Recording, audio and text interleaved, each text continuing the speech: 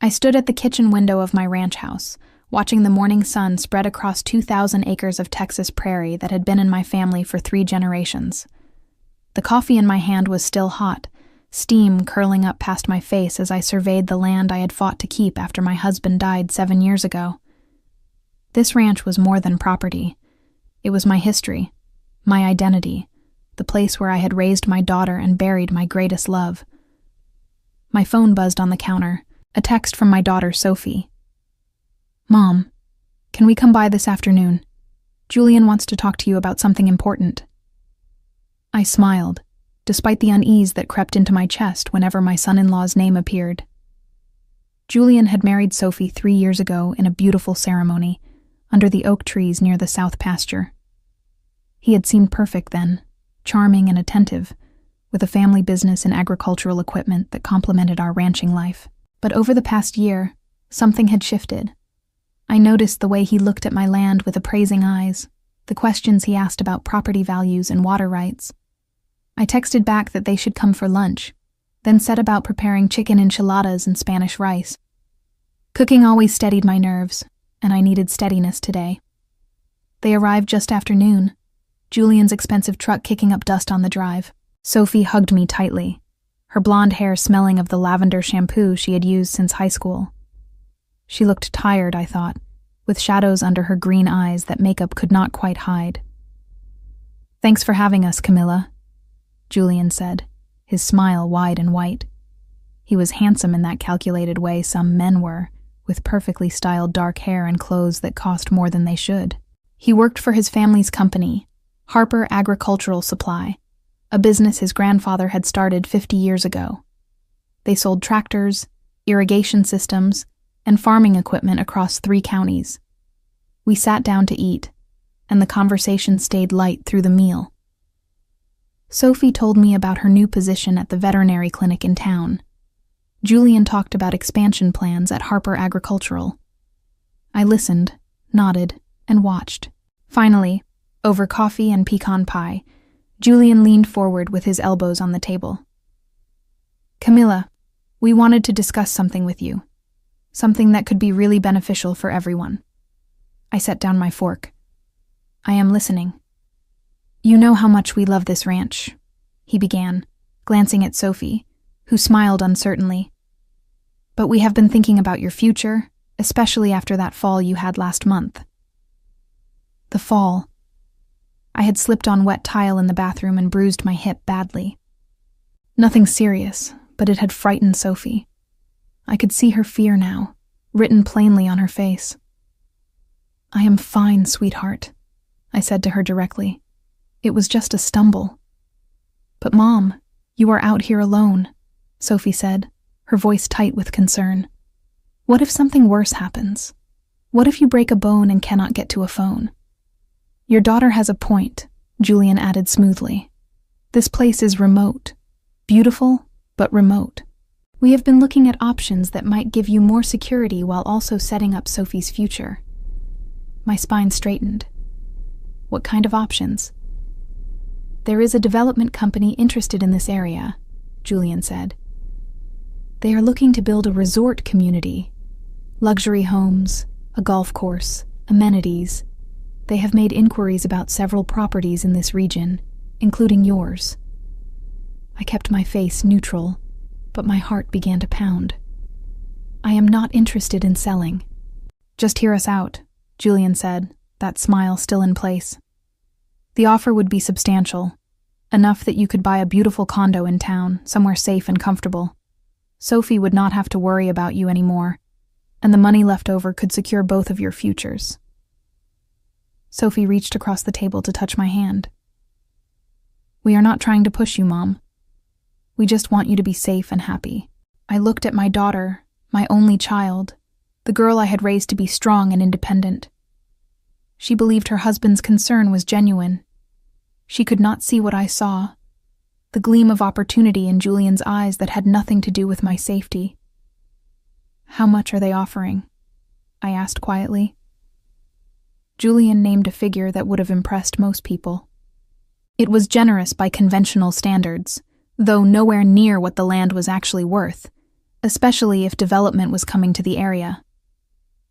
"I will think about it," I said, which was the safest answer I could give without revealing my hand. Julian's smile widened. "That is all we are asking. Just consider it. We can bring you the detailed proposal next week." After they left, I stood again at my kitchen window, looking out at the land that held my entire history. I thought about my late husband, Roberto, who had worked himself to exhaustion to keep this ranch profitable. I thought about my father and grandfather before him, all the generations who had poured sweat and blood into this Texas soil. Then I thought about something Julian did not know, something almost no one knew. 6 months ago, I had made an acquisition. A quiet, carefully structured purchase through a web of legal entities and investment firms.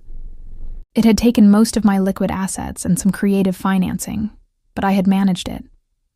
I owned 60% of Harper Agricultural Supply, Julian's family business. His grandfather, facing health problems and financial pressure, had sold controlling interest to what he believed was an investment consortium. He had no idea that behind that consortium was the mother-in-law of his grandson. I had my reasons for the purchase, reasons that went beyond simple investment strategy. I had heard rumors about the Harper family, about business practices that skirted legal boundaries, about debts and obligations that never appeared on official balance sheets. The next morning, I drove into town to meet with my attorney, Grace, who had helped structure the acquisition of Harper Agricultural. Her office sat above the bank on Main Street, a modest space that belied her sharp legal mind. "I think it is starting," I told her after the pleasantries were done. "Julian is pushing for me to sell the ranch." Grace leaned back in her leather chair, her silver hair caught in a neat bun. She was 10 years older than me and had been practicing law in this county for 4 decades. She knew everyone's business, sometimes before they knew it themselves. "Did he mention the development company by name?" she asked. "No, he kept it vague, but he will. I think he wants to soften me up first, make me believe this is about my welfare." Grace pulled a folder from her desk drawer. "You should see this. I have been doing some digging since you told me about Julian's questions last month." She slid several documents across the desk. They were property records, LLC filings, and financial disclosures. As I read through them, a picture emerged that confirmed my suspicions. Julian was involved with the development company, not just as a bystander, but as a silent partner. He stood to make a significant commission if my ranch sold, and even more if he could convince me to accept a below-market price. "There is more," Grace said. "The development company has been acquiring land in this area for 18 months. They have bought 6 properties already, all from elderly owners, all at prices well below market value. There is a pattern of pressure tactics, manufactured urgency, sometimes even implied threats about property taxes or zoning changes." My hands tightened on the papers. "How is this legal?" "It walks a fine line. Nothing overtly criminal, just deeply unethical. They find vulnerable people and exploit their fears." Grace paused. "They clearly see you as vulnerable, Camilla. A widow alone on a big property." I laughed, but there was no humor in it. "They have made a mistake." "Yes, they have." Grace smiled slightly. "What do you want to do?" "I want to watch," I said. "I want to see how far Julian will go. And then I want to use what I know about Harper Agricultural to make sure he understands exactly who he tried to manipulate." Grace nodded slowly. "The business is yours to do with as you wish. You have controlling interest and full legal authority. But Camilla, think carefully about this. Sophie will be caught in the middle." That stopped me. My daughter. My sweet, trusting daughter who had no idea her husband was a predator. "I know," I said quietly. "But she needs to know the truth about the man she married. Better she learns it now than 10 years from now when he has had more time to do damage." Over the next 2 weeks, I played the role of a woman wavering. I let Julian bring me the detailed proposal from the development company. I attended a meeting with their representatives, slick men in expensive suits who talked about my comfort and security while their eyes calculated profit margins. I asked questions that made me seem concerned, but tempted. Julian grew more confident with each interaction. He began talking about the condo he had found for me, a nice place near the grocery store and the doctor's office. He brought Sophie along to these discussions, using her genuine worry about me as a weapon to break down my resistance. "Mom, I just want to know you are okay," Sophie said one evening as we sat on my porch watching the sunset. Julian had gone inside to take a phone call. "This place is so isolated. What if something happens?" "Do you want me to sell?" I asked her directly. She hesitated, then sighed. "I want you to be safe. Julian says the development will happen whether you sell or not. And if you wait too long, the offer might decrease." "Julian says a lot of things," I replied, keeping my voice gentle. "Tell me something, sweetheart. Are you happy with him?" The question clearly surprised her. "What do you mean?" "I mean, is he good to you? Is your marriage what you hoped it would be?" Sophie looked away, toward the darkening horizon. "He works a lot. He is under a lot of pressure with the business." That was not an answer, not really. But before I could press further, Julian returned, his phone in hand and that smile back on his face. "Good news," he announced. "The development company is willing to increase their offer by 5% if you make a decision within the next 30 days. They want to move forward with the project, and your property is the key piece." I nodded slowly, as if considering this. "That is generous." "It is more than generous," Julian said. "Camilla, opportunities like this do not come along often. Especially at your age, you need to think about security. At my age." The condescension was barely veiled. "I will give you my answer soon," I said. "But I need to handle something else first. I have to go into the city for a medical procedure. My doctor found something during my last checkup." Sophie's face went pale. "What? Mom? What is it?" "Nothing serious," I lied smoothly. "A minor procedure, but they want to keep me for observation for a week afterward. I am leaving this Friday." This was the bait I was setting. I was not actually having any procedure. Instead, I would be in Houston meeting with the Harper Agricultural Board of Directors and key stakeholders, preparing to exercise my authority as majority shareholder. But Julian did not need to know that yet. "A week?" Julian asked, and I could see the wheels turning in his mind. "Will you need someone to watch the place?" "The foreman and the ranch hands will handle everything," I said. "I have already arranged it." I left for Houston on Friday morning, making sure Sophie saw me go. I hugged her tightly at my truck, told her not to worry, and promised to call every day. "I love you, Mom," she said, holding on longer than usual. "I love you too, sweetheart. More than you know." The drive to Houston took 6 hours. I checked into a hotel near the Galleria and immediately began making calls. Grace had prepared everything I needed, documentation that proved my ownership of Harper Agricultural and legal authority to make executive decisions. On Monday morning, I sat in a conference room with the company's CFO, operations manager, and the family attorney who had handled the original sale to my investment consortium. They were nervous, clearly unsure why the mysterious majority shareholder had suddenly called this meeting. I introduced myself properly for the first time, watching their faces register shock as they realized the quiet widow from the ranch was actually their boss. "I need a complete audit of the company's finances," I began. "Every account, every transaction for the past 3 years. I also need detailed information about any side businesses or ventures that family members are involved in, particularly Julian." The CFO, a thin man named Walter with nervous hands, cleared his throat. "May I ask why?" "Because I believe there are improprieties that need to be addressed," I said calmly. "And because as majority shareholder, I have the right and responsibility to ensure this company operates with integrity." Over the next 4 days, I reviewed documents that confirmed what I had suspected. Julian had been using his position at Harper Agricultural for personal gain in ways that violated company policy and potentially securities law.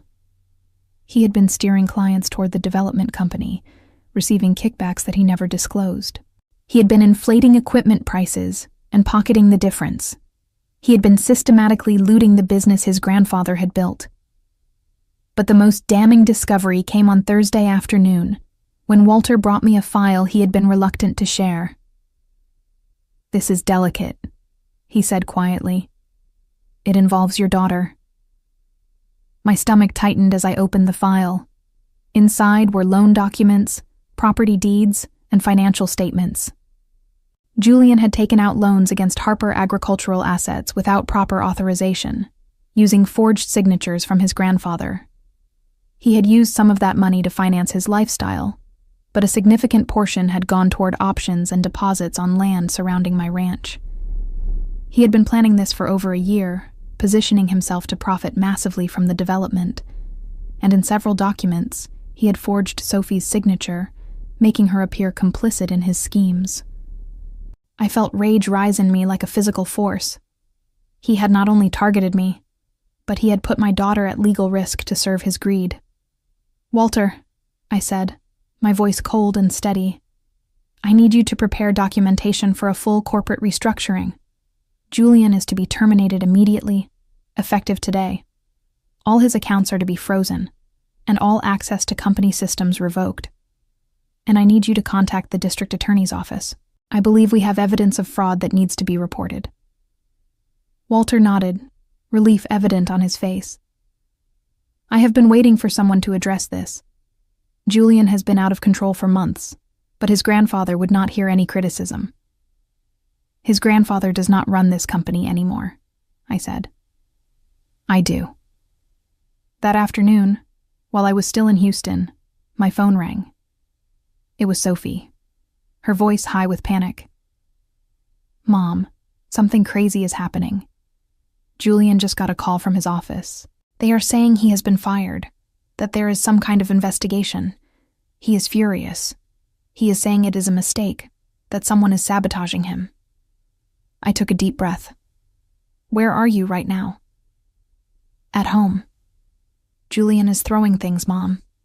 He is scaring me." "Listen to me carefully," I said.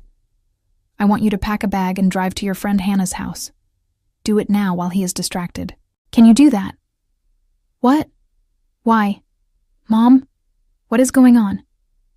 "I will explain everything when I get home tomorrow, but right now I need you to trust me and leave that house. Please, Sophie." She was silent for a moment, then said, Okay, I will go." After we hung up, I called Grace. "Julian has been fired from Harper Agricultural. Sophie is leaving their house now. I need you to prepare papers. Restraining order if necessary, and I want to make sure Sophie is legally protected from any of his business dealings." "Already on it," Grace said. "Camilla, you should know that Julian has been making calls. He has been trying to reach you." "Let him try," I said. "He will get his answer soon enough." That night, from my hotel room, I received a series of increasingly frantic messages from Julian. They started with confusion, progressed to anger, and finally descended into threats. "You did this somehow," one message read. "I do not know how, but I will figure it out. You are going to regret interfering in my business."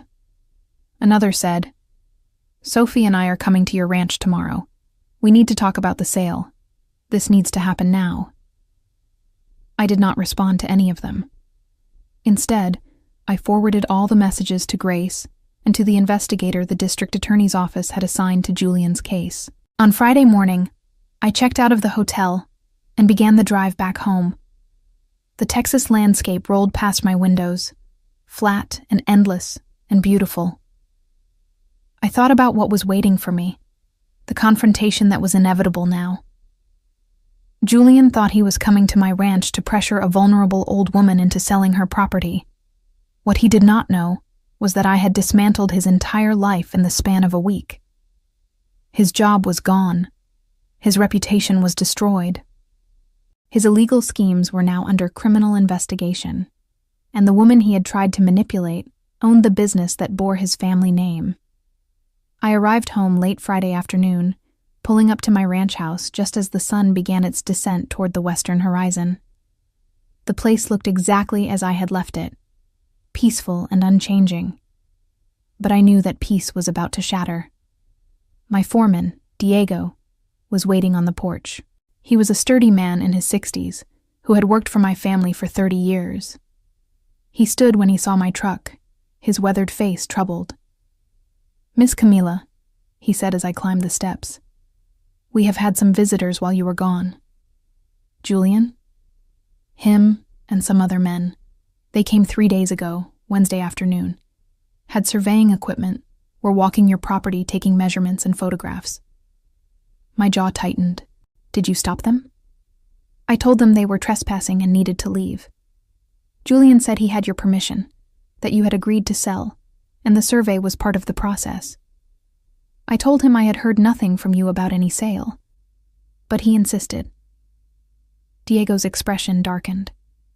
One of the other men, older fellow in an expensive suit, told me that my job would be eliminated soon anyway. Said the development company would not need ranch staff. "They threatened you?" "Yes, ma'am. I called the sheriff's department, but by the time Deputy Harris arrived, they were leaving. Julian told the deputy it was all a misunderstanding, that family business had gotten confused." I placed my hand on Diego's shoulder. "Thank you for protecting my property.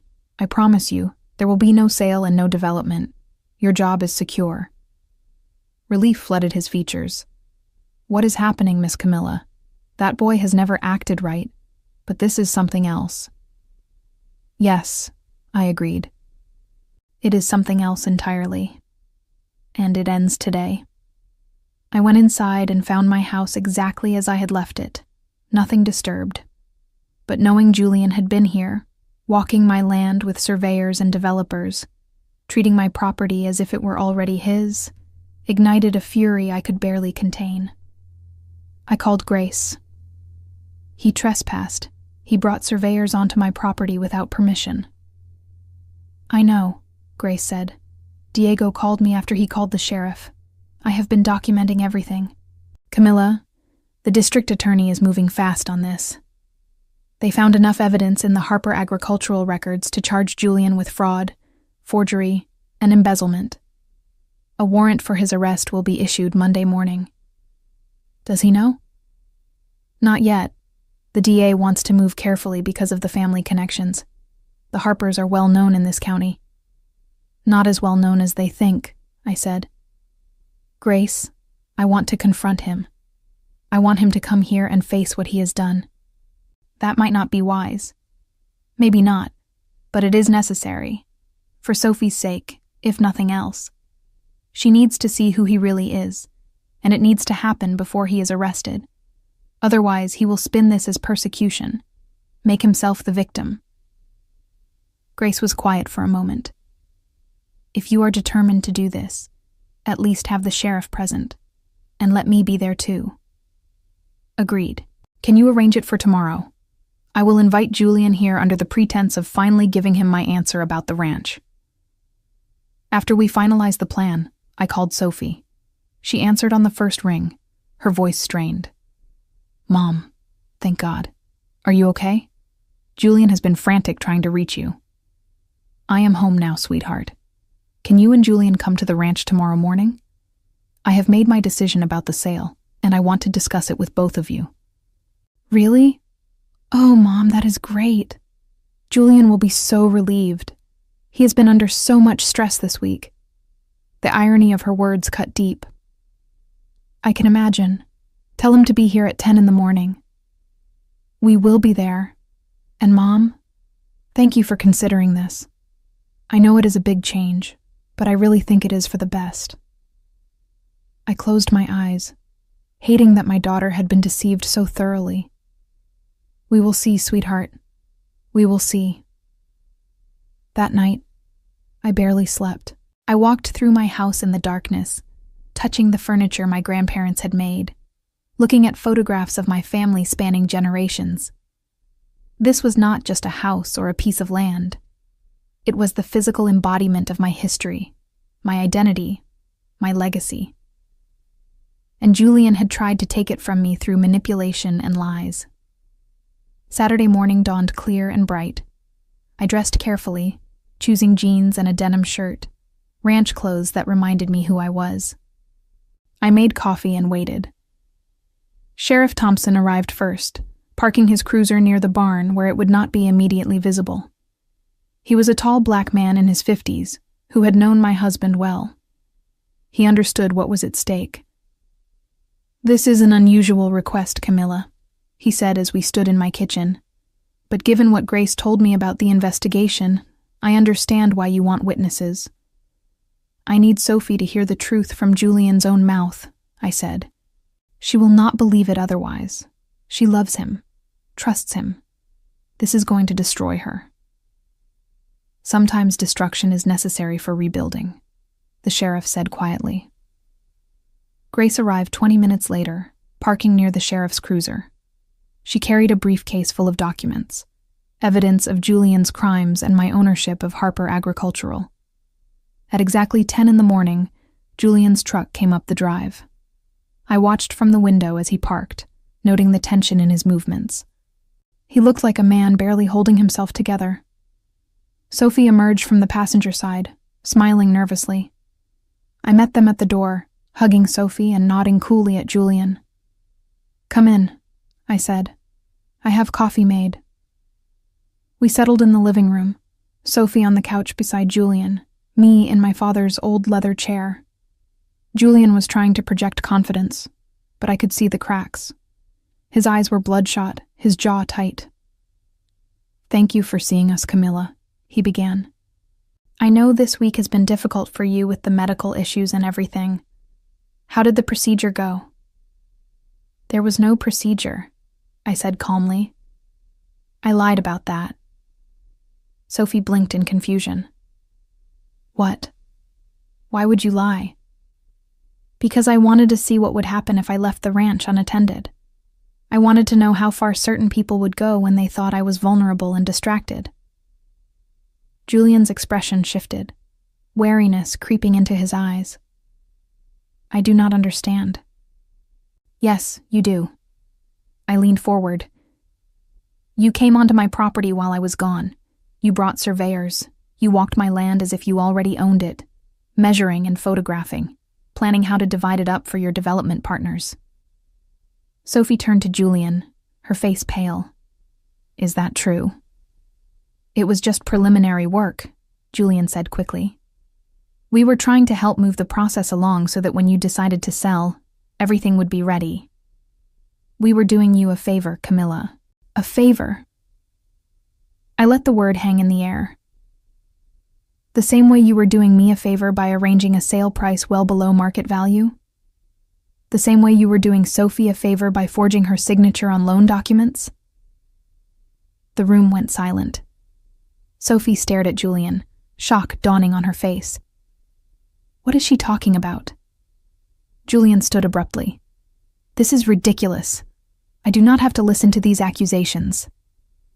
"Sit down," I said, my voice sharp as a whip. "You are going to listen to every word." Sheriff Thompson chose that moment to walk in from the kitchen, his uniform and badge making Julian freeze. "I think you should sit, son," the sheriff said mildly. Julian sat, his face now flushed with anger and fear. Sophie looked between us, her hands trembling. "Mom, please explain what is happening." I took a breath, making sure to look at my daughter as I spoke. 6 months ago, I bought controlling interest in Harper Agricultural Supply, 60% of the company. I am the majority shareholder, which means I own Julian's family business. Sophie's mouth fell open. Julian made a strangled sound. "That is impossible," he said. "The company was sold to an investment consortium." "That I created," I said, "through legal entities and careful structuring. Your grandfather had no idea he was selling to me." "Why?" Sophie whispered. "Why would you do that?" "Because I heard rumors about the business. about questionable practices and financial instability. I wanted to protect my investment and my daughter's future. What I found was worse than I imagined. I nodded to Grace, who opened her briefcase and pulled out documents. Julian has been stealing from Harper Agricultural for at least 18 months, Grace said, her voice clinical and precise. He has been accepting kickbacks from the development company, embezzling funds through falsified invoices, and most seriously, he has been forging signatures to take out unauthorized loans. That is a lie, Julian said, but his voice lacked conviction. Grace slid papers across the coffee table. These are loan documents with your grandfather's signature. The signature has been analyzed by a forensic expert and deemed fraudulent. These other documents have Sophie's signature, also forged. You made your wife an unwitting accessory to your crimes. Sophie picked up one of the documents with shaking hands. Tears began streaming down her face as she recognized what she was looking at. You forged my name? You made it look like I was involved in this? I was going to tell you, Julian said desperately. It was just temporary, just to get us through a rough patch. The development deal would have made it all right. We would have had so much money, Sophie. Enough to pay everything back and more. Enough from selling my mother's ranch, Sophie said, her voice breaking. You were using me to pressure her into selling so you could profit and cover up your crimes. It was not like that, Julian insisted, reaching for her hand. She jerked away from him. It was exactly like that, I said. You saw an opportunity in my age and my widowhood.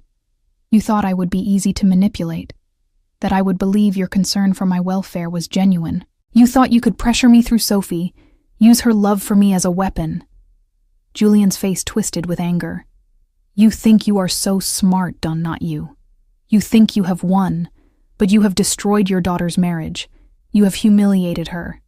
Everyone will know her husband was a thief because you could not just accept a generous offer and move on. Everyone will know her husband is a thief because he is a thief, I said coldly. I did not forge those documents. I did not steal that money. I did not trespass on private property or attempt to defraud an elderly woman. You did all of that yourself. Sophie was crying openly now, her hands covering her face. I wanted to go to her, to hold her, but this was not finished yet. There is more, Grace said. She pulled out another file. Julian has been working with the development company for nearly 2 years. He was never just a passive supporter of the sale. He is a silent partner, positioned to make substantial commissions and profits. He stands to gain over $2 million if the development proceeds. $2 million, Sophie repeated, her voice hollow.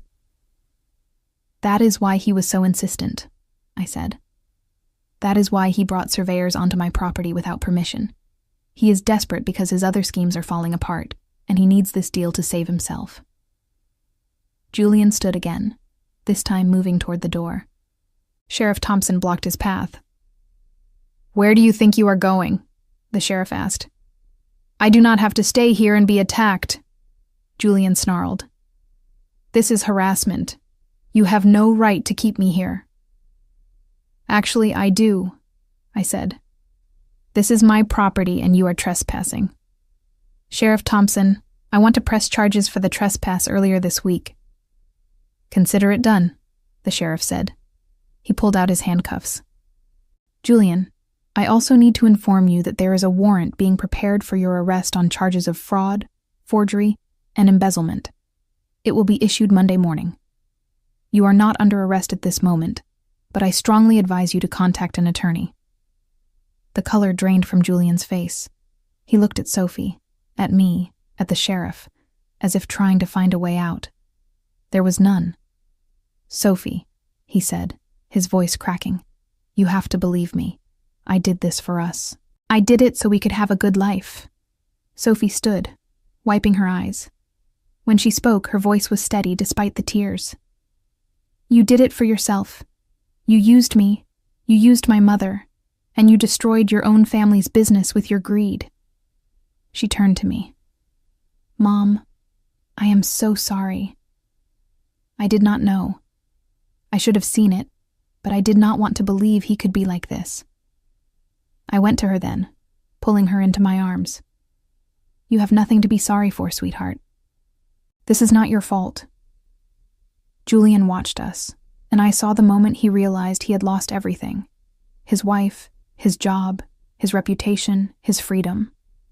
All of it gone because of his own choices.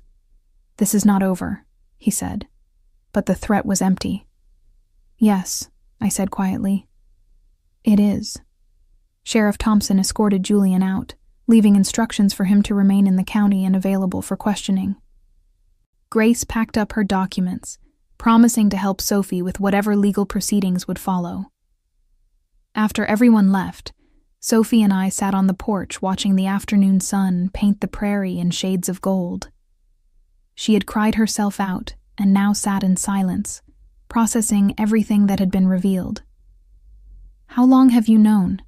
She finally asked. About the extent of it? Only this week, when I reviewed the Harper agricultural records. But I suspected something was wrong for months. The way he looked at the ranch, the questions he asked. It did not feel like concern for my welfare. It felt like assessment, like he was calculating value. Sophie nodded slowly. I told myself I was imagining things. He was working so much, seemed so stressed. I thought I was being paranoid or unsupportive. He is skilled at manipulation, I said gently. That is not a reflection on you. But I am his wife. I should have seen it. She turned to look at me, her eyes red and swollen. How did you know to buy the company? What made you think of that? I chose my words carefully. Your father taught me that the best way to understand someone is to understand what they value. Julian valued the family business, his position in it, the respect it gave him. I wanted to look deeper into that business because I suspected if there were problems in his character, they would show up there. What I found was worse than I imagined, but it also gave me leverage to protect both of us. You protected me, Sophie said. Even though I was pushing you to sell, believing his lies, you were protecting me the whole time. That is what mothers do. She was quiet for a long moment, then asked, What happens now? To the business? To Julian? To all of it? Julian will be arrested on Monday. He will face criminal charges for what he has done. As for Harper Agricultural, I will work with the board to stabilize the company and restore integrity to its operations. Your grandfather built something good, and I will not let Julian's crimes destroy it. And the ranch? I smiled, the first genuine smile in days. The ranch stays exactly as it is. This land is not for sale, not now and not ever. It will be yours someday, Sophie, when I am actually too old to manage it. But that day is not today. Sophie leaned against me, resting her head on my shoulder the way she had when she was a little girl. I am going to need to file for divorce. Yes. It is going to be ugly. Yes. But it is necessary. Yes. We sat like that until the sun touched the horizon, mother and daughter, watching the land that had held our family for 3 generations. Tomorrow would bring lawyers and proceedings, and all the mess of unraveling a marriage built on lies. But today, we just sat together. Over the following weeks, everything I had predicted came to pass. Julian was arrested and charged with multiple counts of fraud and forgery. The evidence was overwhelming, including the forged signatures, the unauthorized loans, and the kickback scheme with the development company. He tried to make a deal with the prosecutors, offering information about the development company's questionable practices in exchange for reduced charges. It did not help him much. The Harper family was devastated. Julian's grandfather, already in poor health, took the news hard. His mother called me once, crying and begging me to drop the charges against her son. I listened to her pain and felt compassion for it, but I did not waver. Your son made choices that harmed people, I told her. He forged documents, stole money, and tried to defraud my family. I did not create these consequences. He did. Sophie filed for divorce 3 weeks after the confrontation. Julian contested it at first, trying to claim reconciliation was possible, but his attorney eventually convinced him that fighting would only make things worse for him legally. The divorce was finalized in 8 months, quick by Texas standards, but still agonizing for Sophie. She moved back to the ranch during that time, occupying her childhood bedroom while she rebuilt her life. I watched her grief and supported her through it, but I also watched her grow stronger. She threw herself into work at the veterinary clinic, began taking riding lessons again, and slowly rediscovered who she was outside of her marriage. One evening in late autumn, we rode horses out to the south pasture where the old oak trees grew. The air had turned cool, a relief after the brutal summer heat. We dismounted and sat beneath the largest oak, the same tree where Sophie had married Julian 3.5 years earlier. "Do you ever regret it?" she asked. "Buying the company, exposing him, all of it? It would have been easier to just sell the ranch and move on." "Easier for whom?" I asked. "Not for you, not in the long run. Julian would have continued his pattern of manipulation and crime. You would have been tied to him, possibly implicated in his schemes, and I would have lost the land that holds everything I love. But you could have just refused to sell. You did not have to go to war with him." I considered this. Maybe not. "But Sophie, he trespassed on my property. He forged your signature. He tried to use your love for me as a tool to pressure me into a decision that benefited only him. That required a response, not just a refusal." She nodded, pulling at the grass near her boots. "I used to be angry with you in those first few weeks. I thought you had destroyed my marriage."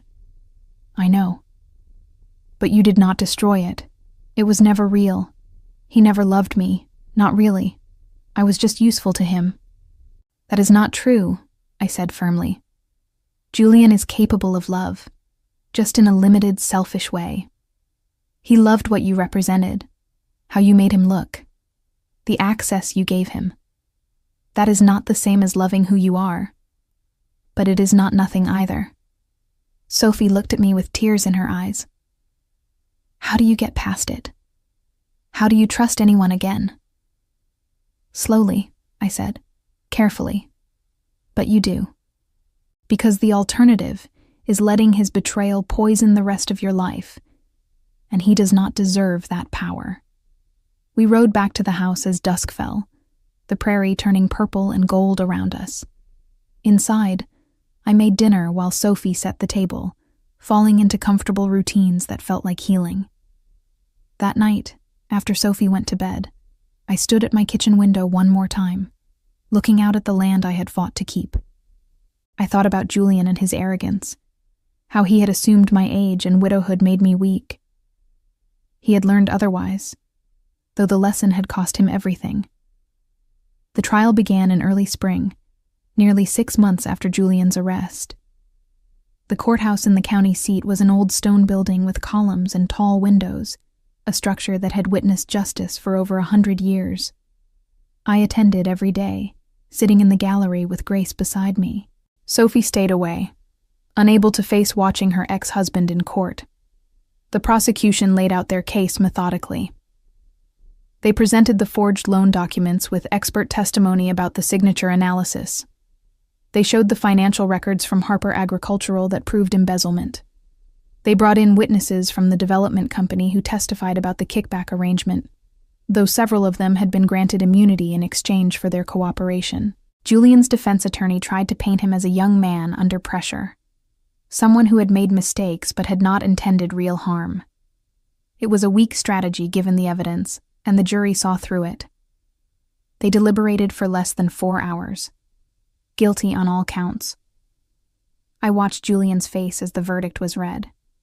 He stood between his attorneys, his expensive suit unable to hide the weight he had lost, or the hollow look in his eyes. When the foreman said guilty for the 3rd time, Julian's knees buckled slightly. His mother sobbed in the row behind him. Sentencing came 2 weeks later. The judge, A stern woman in her 60s who had no patience for white-collar crime gave Julian 8 years in federal prison. With good behavior, he might serve 6.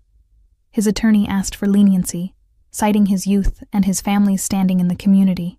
The judge responded by noting that those same advantages made his crimes more egregious, not less. He had been given every opportunity and had chosen to squander them through greed and entitlement.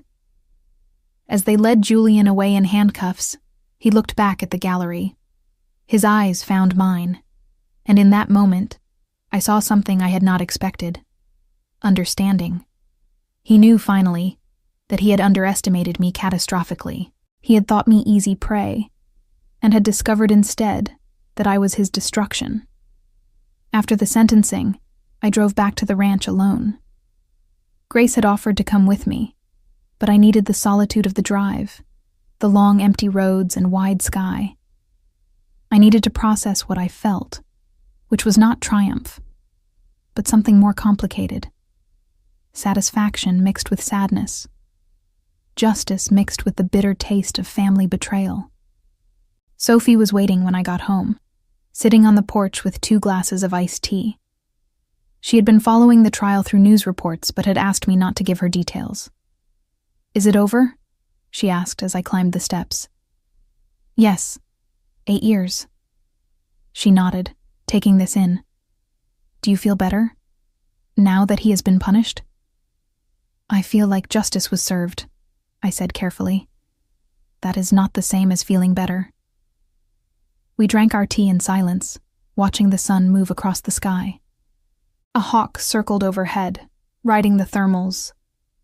"I have been thinking," Sophie said eventually, "about what I want to do. With my life, I mean. Who I want to be now. And I want to stay here, on the ranch. I want to learn how to really run it, not just visit on weekends. I want to understand the business, the land management, all of it." She looked at me. "If you will teach me." Something warm expanded in my chest.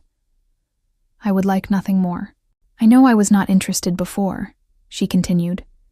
"When Dad was alive, I thought ranching was boring. I wanted to get away, see the world, do something different. But now I understand what this place means. It is not just land, it is legacy." "Yes," I agreed. "It is exactly that." We spent the rest of that afternoon walking the property, discussing water rights and grazing rotation and fence maintenance. Sophie asked questions and listened intently, her mind sharp and engaged. I saw my father in her then, and my grandfather, the same practical intelligence that had kept this ranch viable through droughts and depressions and changing times. As for Harper Agricultural, I installed new management and implemented strict oversight procedures. Walter, the CFO who had helped expose Julian's crimes, was promoted to Chief Operating Officer. Together, we worked to restore the company's reputation and rebuild relationships with clients who had been burned by Julian's schemes. The business survived, though it took 2 years to fully recover. We paid back the improperly obtained loans, compensated clients who had been overcharged, and established an ethics program that became a model for other agricultural supply companies in the region. Julian's grandfather passed away 8 months after the sentencing, his health broken by the scandal and shame. I attended the funeral, sitting in the back row out of respect for the business he had built and the innocent members of his family. Julian's mother saw me there and came to speak with me afterward. "I do not forgive you," she said, her voice low and strained. "You destroyed my son." "No," I replied gently but firmly. "Your son destroyed himself. I simply made sure he faced consequences for his actions." She stared at me for a long moment, then turned and walked away. I understood her anger and her grief, but I did not regret my choices. Julian had tried to victimize me and had implicated my daughter in his crimes. The fact that he faced justice for that was not cruelty on my part. It was necessity. The seasons turned, and the ranch continued its rhythms. Sophie proved to be a natural rancher, combining her veterinary knowledge with an instinct for land management that impressed Diego and the other hands. She worked 12-hour days without complaint, learning to fix fences and manage cattle and operate heavy equipment. On her 29th birthday, 2 years after Julian's conviction, I took her to the lawyer's office in town. Grace had prepared documents that officially made Sophie a co-owner of the ranch, giving her 50% interest in the property and the business. "Mom, are you sure?" Sophie asked, staring at the papers. "This is everything. This is your whole life." "It was my whole life," I said. "Now, it is our life. You have earned this, Sophie. You have proven yourself 100 times over." She signed the papers with tears in her eyes, and then we went to the diner on Main Street to celebrate with chicken fried steak and pie. It was a simple celebration, but it felt right, appropriate to who we were and what we valued. The development company that Julian had been working with eventually abandoned their plans for the area. Without my ranch as the anchor property, their project was not viable. The other landowners they had pressured into selling sued them for fraud, and the company dissolved in a mess of litigation and bankruptcy. Justice, I thought, had a way of catching up with people. I kept my ownership of Harper Agricultural for 5 years total, long enough to ensure the company was stable and ethical again. Then I sold my shares to Walter and a consortium of longtime employees, taking a modest profit, but mostly satisfied that the business was in good hands. The Harper name remained on the company, honoring the grandfather who had built it, but the family itself no longer controlled it. Sophie eventually began dating again, cautiously at first, and then with more confidence. She met a veterinarian from a neighboring county, a quiet man named Isaac, who loved animals and had no interest in land development or get-rich-quick schemes.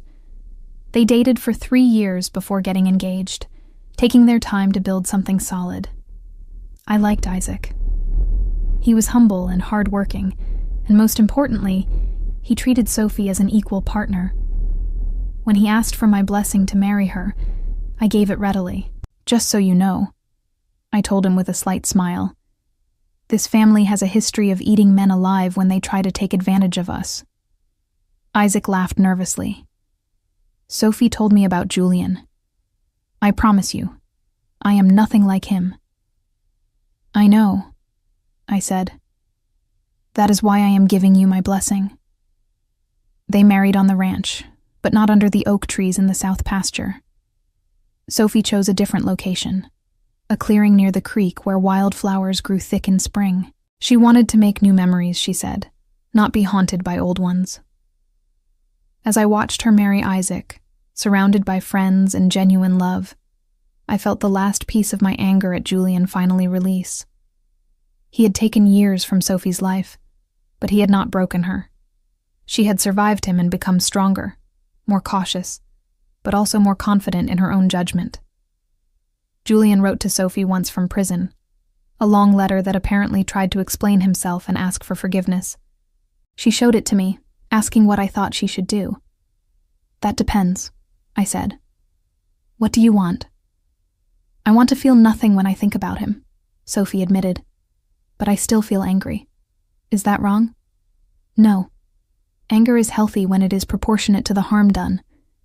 He tried to use you, to implicate you in crimes, to steal your mother's land through manipulation. You have a right to be angry about that. But do I have to forgive him to move on?" I thought about this carefully. Forgiveness is not the same as healing. You can heal without forgiving him. You can build a wonderful life without giving him absolution. If forgiveness comes, let it come naturally, not because you think you owe it to him. Sophie burned the letter that afternoon, watching the pages curl and blacken in the fireplace. She never responded to Julian, never visited him in prison, never gave him the closure he sought. It was her choice, and I supported it completely. The ranch prospered under our joint management. We expanded operations, added new breeding stock, and implemented sustainable practices that improved both our bottom line and our environmental impact. Sophie wrote articles about ranch management for agricultural journals, building a reputation as an expert in her field. I watched her thrive and felt my own role slowly shift from owner-operator to advisor and mentor. My body reminded me more frequently that I was aging, but my mind stayed sharp, and I enjoyed the gradual transition of responsibility to the next generation. On the 5th anniversary of Julian's conviction, I received a letter from him. Unlike the one he had sent Sophie, this one was short and direct. "You won," it said simply. "I understand that now. I thought I was clever, but you were always 3 steps ahead. I hope you are satisfied." I did not respond to his letter either. Satisfaction was not what I felt. I felt vindicated, certainly. I felt justice had been served.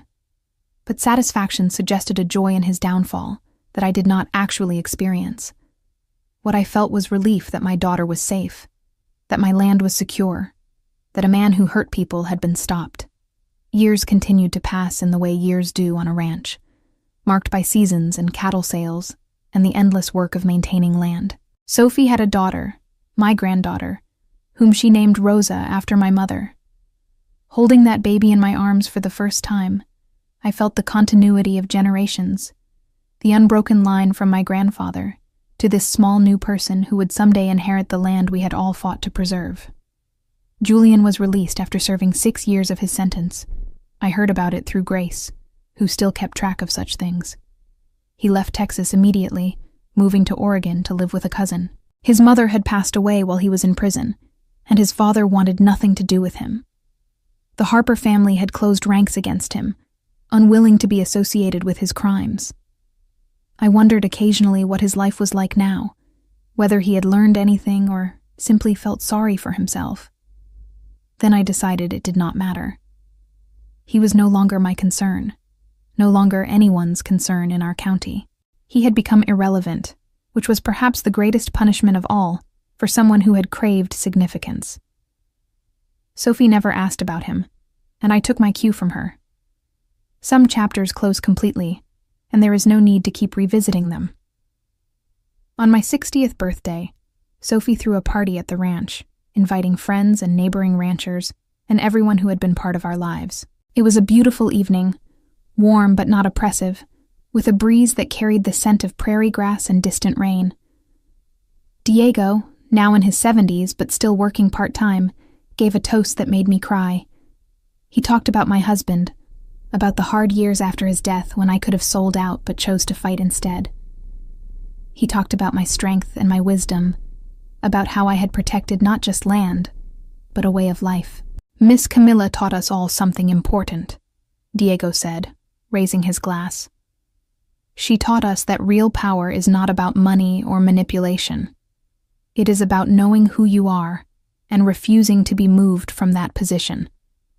The men who tried to push her found that out the hard way. Everyone laughed and applauded. I looked around at the faces of people I loved, people who had stood by me through everything, and felt genuinely happy. Later, as the party wound down, Sophie and I stood together near the barn, watching the stars emerge in the darkening sky. Little Rosa was asleep in Isaac's arms, her face peaceful and perfect. "Do you think she will want the ranch someday?" Sophie asked, nodding toward her daughter. "Or will she do what I did and run away from it for a while?" "I think she will make her own choice, whatever that is," I said. "And we will support her." "But Sophie, you did not run away. You took the time to figure out who you were, and then you came home. That is not weakness. That is strength." Sophie smiled, leaning her head against my shoulder. "I am glad I came home." "So am I." We stood in comfortable silence, 3 generations of women bound to this land in different ways. I thought about Julian one last time, about how he had seen my age and my widowhood as vulnerabilities to exploit. He had never understood that those same qualities were my greatest strengths. I knew who I was. I knew what mattered. And I was willing to fight for it without mercy or hesitation. The revenge I had taken on Julian was not about cruelty or spite. It was about protection and justice. He had threatened my family and my legacy, and I had responded with overwhelming force, using weapons he never knew I possessed. I had bought his family business, exposed his crimes, ensured he faced full legal consequences, and removed him completely from our lives. And in doing so, I had taught my daughter something vital: that women do not have to accept being victimized, that age is not weakness, that the appearance of vulnerability can be a strategic choice rather than a limitation. Julian never recovered from his fall. After his release from prison, he worked a series of menial jobs, unable to leverage his education or connections due to his criminal record. His divorce from Sophie cost him what little money he had managed to hide. The development company he had worked with sued him for damages, claiming he had misrepresented his ability to deliver my ranch. He declared bankruptcy twice. His father died without reconciling with him, leaving him nothing in the will. The Harper family business thrived under new management, specifically excluding him from any benefit or association. He was 40 years old and essentially homeless, living in a cousin's garage, working night shifts at a warehouse, and facing the reality that his greed and arrogance had destroyed every opportunity he had ever been given. Sophie built a life of genuine happiness, free from manipulation and deceit, proving that sometimes the best revenge is not just destroying your enemy, but thriving so completely that they become irrelevant to your joy. And I, standing at my kitchen window on a Tuesday morning in my 61st year, watching the sun rise over land my family had held for generations, felt at peace with every choice I had made on my journey through betrayal to justice.